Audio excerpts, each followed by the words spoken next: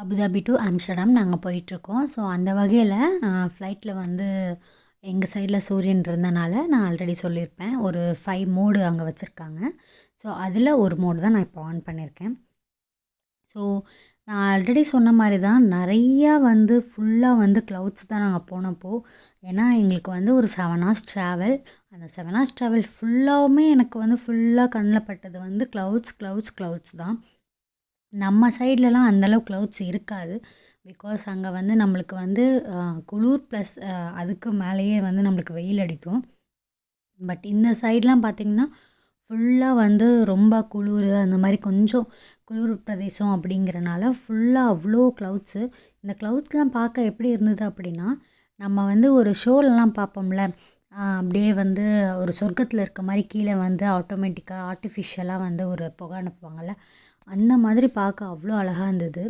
அப்படியே அதோட வந்து சன்செட் ஆகிறதும் வந்து பார்க்க முடிஞ்சது. பட் ஒரு அவ்வளோ கிளியராக தெரியல. பட் இருந்தாலுமே வந்து பார்க்க வந்து அவ்வளோ அழகாக இருந்தது.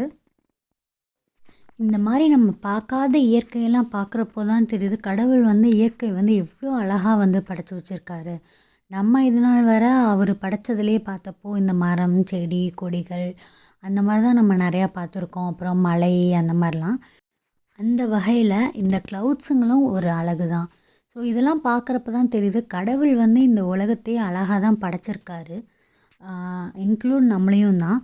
அப்படி இருக்கிறப்போ நம்ம தான் இந்த வாழ்க்கையை வந்து நல்லா சுவாரஸ்யமாகவோ அழகானதாக நல்லா ஜாலியாக என்ஜாய் பண்ணிவிட்டு நம்ம வாழணும் அப்படிங்கிறது என்னோட தனிப்பட்ட விருப்பம்.